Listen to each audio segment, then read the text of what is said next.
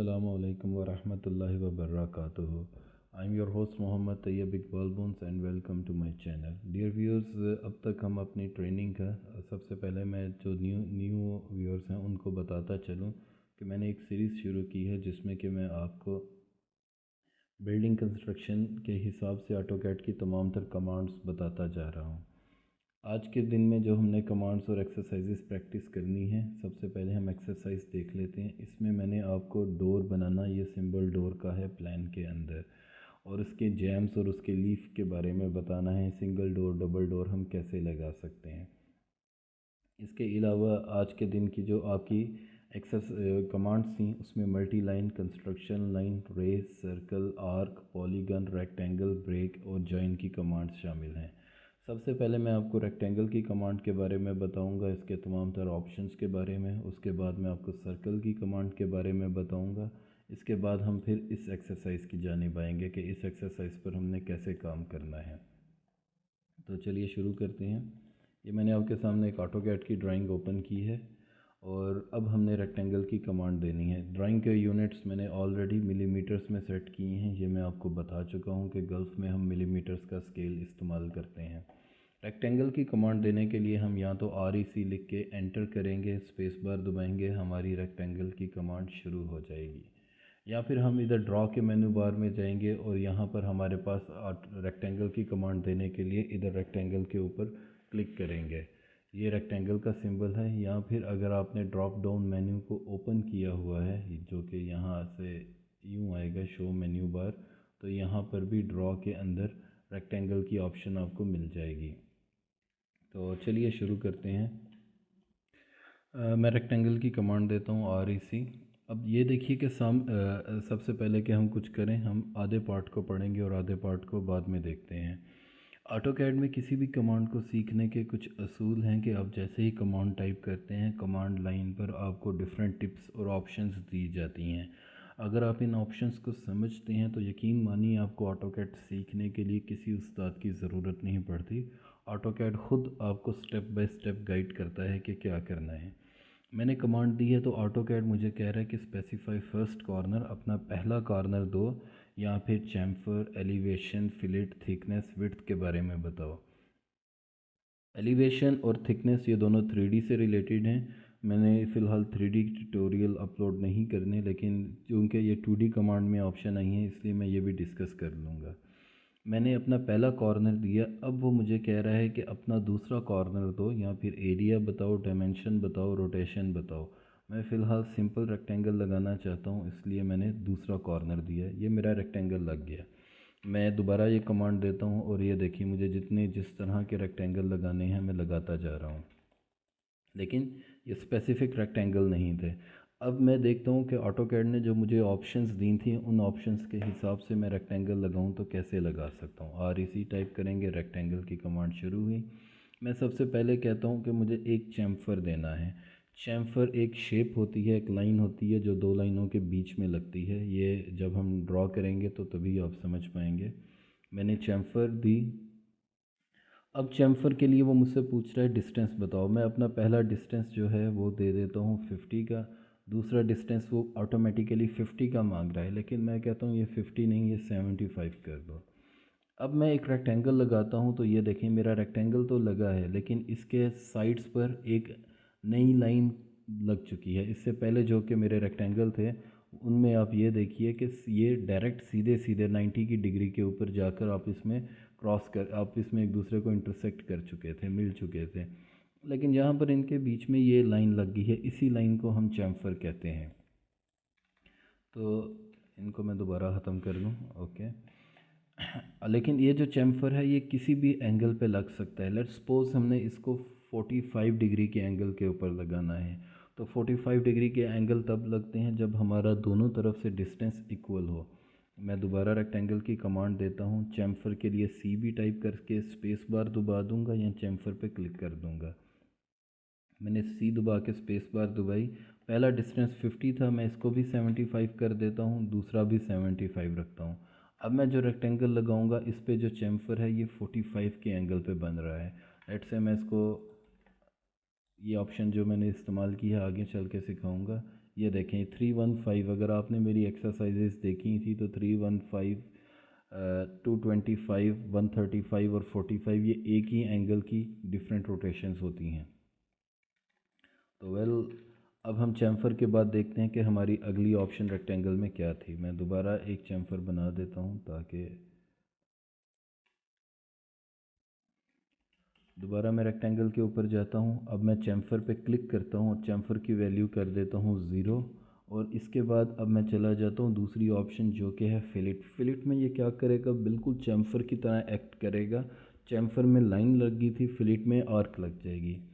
फिलिट में जाके मैं अपनी आर्क दे देता हूँ 100 की।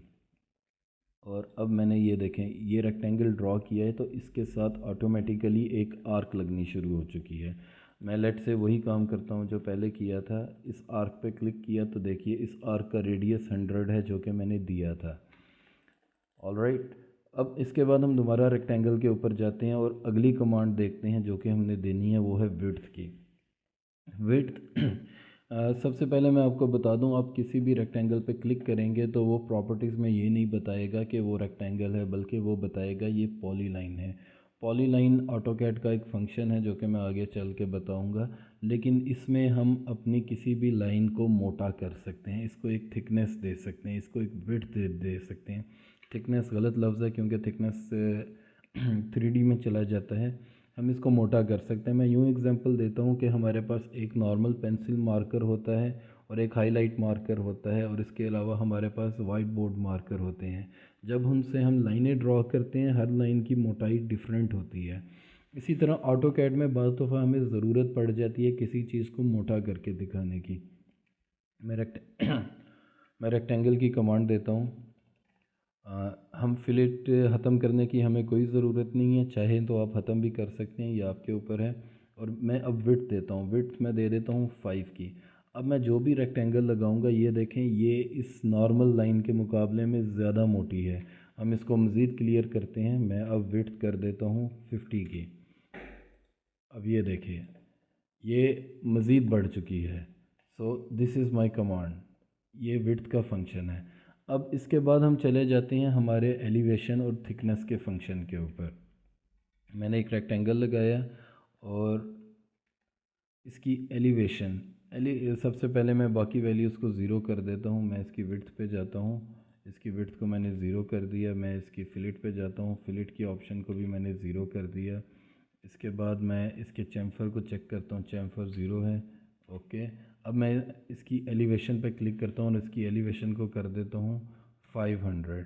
और उसके बाद मैं एक रेक्टेंगल लगा देता हूँ। अब ये दिखने में नॉर्मल सा रेक्टेंगल लग रहा है, मैं इसका कलर चेंज कर देता हूँ ताकि मज़ीद क्लैरिटी हमें हो जाए।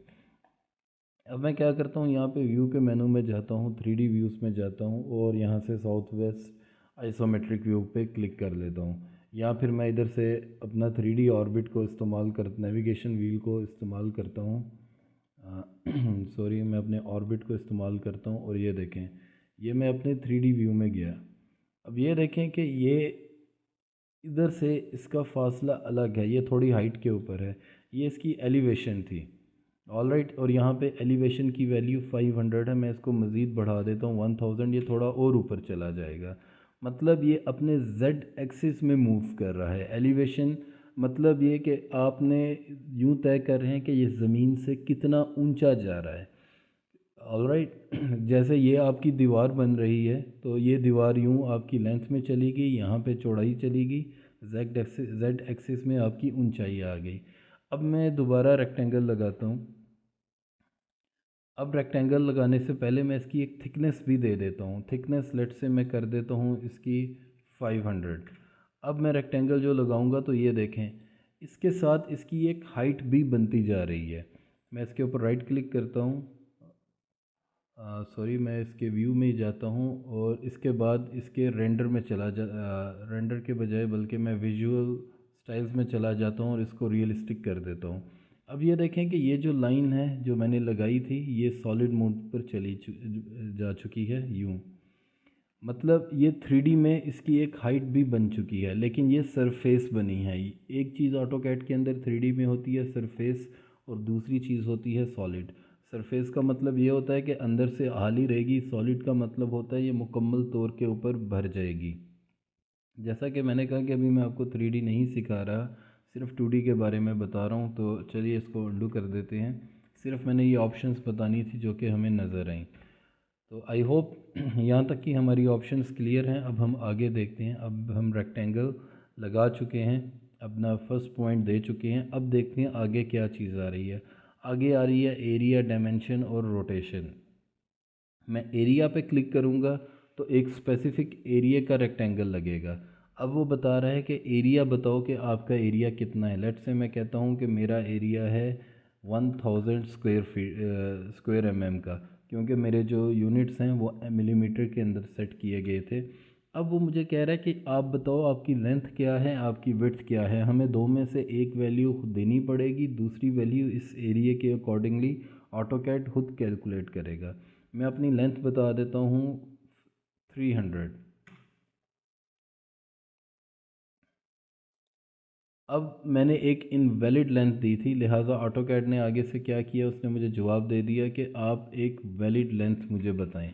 मैं दोबारा अंडू करता हूँ और इस बार हम एक वैलिड लेंथ की तरफ जाएंगे। मैंने रेक्टेंगल की कमांड दी और अब रेक्टेंगल की कमांड देने के बाद मैंने अपना एक बेस पॉइंट दिया। सबसे पहले मैं एलिवेशन और थिकनेस की वैल्यू को ज़ीरो कर देता हूँ, zero, thickness also zero. All right. और अब मैंने अपना फर्स्ट कॉर्नर पॉइंट दे दिया।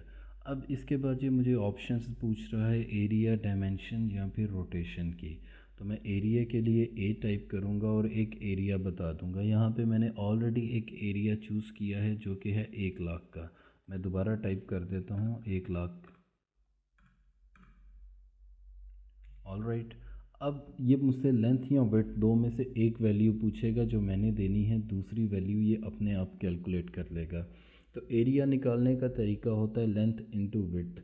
तो मैं टेस्टिंग के तौर के ऊपर अपनी लेंथ दे दूंगा 500, 500 इंटू 200, ये 1,00,000 ही बनता है।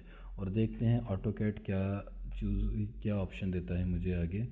मुझे फ़र्स्ट ऑफ़ ऑल सिलेक्ट करना है कि लेंथ या विड्थ। मैं लेंथ पे यहाँ पे क्लिक करूँगा तब भी लेंथ सेलेक्ट हो जाएगी, एंटर करूँगा तब भी लेंथ सेलेक्ट हो जाएगी। मैंने ऑलरेडी ये वैल्यू पहले 500 दी थी, दोबारा 500 दे रहा हूँ और ये देखें ऑटोमेटिकली मेरा एक रेक्टेंगल बन चुका है। यहाँ पे मैंने क्लिक किया तो इसका एरिया 1,00,000 ही आ रहा है। और मैं आपको दिखाने के लिए यहाँ पर इसका डिस्टेंस लेता हूँ, तो डिस्टेंस भी 200 है और यहाँ से डिस्टेंस देखता हूँ तो ये 500 है। लेकिन ये ऑप्शन, ये फिलेट की ऑप्शन, ये चैम्फर की ऑप्शन अमूमी तौर के ऊपर हम इस्तेमाल नहीं करते। ये अगर आप इस्तेमाल कर लें तो अच्छी बात है, आपको पता होनी चाहिए। ये वीडियो थोड़ी लेंथ में ज़्यादा हो रही है, इसलिए मैं एक शॉर्ट वीडियो भी बताऊंगा जिसमें हम बेसिक ऑप्शन को ही डिस्कस करेंगे। अब इसके बाद हम देखते हैं कि रेक्टेंगल में आगे हमारे पास कौन सी ऑप्शंस है, वो है डायमेंशन और रोटेशन की। हम सबसे पहले रोटेशन को डिस्कस करते हैं। इस पर हम जो भी एंगल देंगे रेक्टेंगल उसी एंगल पे बनेगा। मैं रोटेशन दे देता हूँ वो मैनुअली भी, ऐसे कि अपने माउस कर्सर को घुमाता रहूँगा तो ये एंगल लेता रहेगा। यहाँ फिर एंगल टाइप कर देता हूँ 45 का। अब ये 45 के एंगल पे ही रेक्टेंगल बनेगा। मैं इसका दूसरा एंड पॉइंट जहाँ मर्ज़ी दे दूँ। All right. अब हम दोबारा रेक्टेंगल की कमांड देते हैं और अब चले जाते हैं इसकी सेकंड लास्ट ऑप्शन के ऊपर। बेसिकली यहाँ के हिसाब से तो ये लास्ट ऑप्शन है, लेकिन इसके अलावा भी एक और ऑप्शन है जो यहाँ पर हमें नज़र नहीं आ रही। मैं सबसे पहले इसकी रोटेशन को जाके ज़ीरो कर देता हूँ। All right. और अब इसकी डायमेंशन के लिए डी पे क्लिक कर देता हूँ। अब डायमेंशन में लेंथ, और सबसे पहले ये हमसे पूछ रहा है स्पेसिफाई लेंथ। ये प्रीवियस लेंथ की वैल्यू आ रही है जिसे हम चेंज कर सकते हैं। लेट से मैं यहाँ पर वही एक्सरसाइज रिपीट करता हूँ जो हम पहले कर रहे थे कि हमारा रूम है, हमने वो बनाना है। यहाँ पे जो मैं लेंथ दूंगा बेसिकली ये मेरे रूम की विड्थ बनेगी। मैंने क्लिक इसकी वैल्यू दे दी 5000 और मेरे रूम की हाइट जो थी वो थी 7500। तो यहाँ पे मैंने दूसरी वैल्यू वो टाइप कर दी और अब ये देखें ये एक रेक्टेंगल बन रहा है और इसकी ओरिएंटेशन अभी फाइनलाइज नहीं है। मैं दूसरा क्लिक कहीं पे भी करूँगा तो ये रेक्टेंगल लग जाएगा। ये उसी रूम का इंटरनल बॉर्डर बना है जो रूम में आपको पिछली एक्सरसाइजेस में बनाना सिखा रहा था। All right. अब इसके बाद हम रेक्टेंगल की कमांड दोबारा से देते हैं और सिर्फ एक कॉर्नर पॉइंट देते हैं। अब कॉर्नर पॉइंट देने के बाद हमें अपनी विड्थ मालूम है 5000, वो लिखी। उसके बाद हमने कोमा दे दिया, ये वैल्यू लॉक हो गई। इसके बाद हमने अपनी हाइट दे दी 7500 और ये हमारा रेक्टेंगल ऑटोमेटिकली लग चुका है। अब ये आपके ऊपर है, मैंने आपको रेक्टेंगल से रिलेटेड सारी की सारी ऑप्शंस बता दी हैं कि आपको जौन सी चीज़ जैसे इस्तेमाल करनी है आप कर सकते हैं। टू बी वेरी ऑनेस्ट, मैं सबसे ज़्यादा बेहतर तौर के ऊपर ये डायमेंशन वाला ऑप्शन वाले मेथड को इस्तेमाल करता हूँ, ये मुझे बेस्ट लगता है।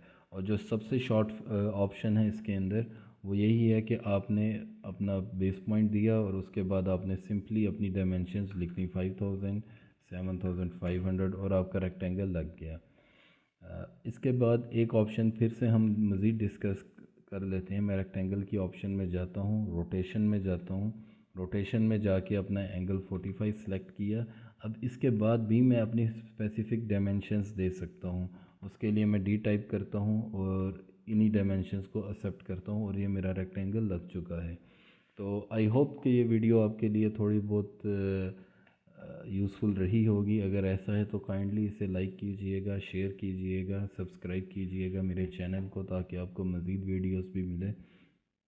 अभी मैं दोबारा एक मज़ीद वीडियो बनाऊंगा जिसमें मैं सिर्फ आपको सर्कल की कमांड के बारे में बताऊंगा, और मे बी अगर आप लोग चाहें तो मैं रेक्टेंगल के ऊपर एक शॉर्ट वीडियो बनाऊंगा जिसमें मैं सिर्फ इसकी बेसिक ऑप्शंस जिसमें हम लेंथ और विड्थ डालते हैं वो बताऊंगा, क्योंकि कंस्ट्रक्शन फील्ड में हम सबसे ज़्यादा यही ऑप्शन इस्तेमाल करते हैं।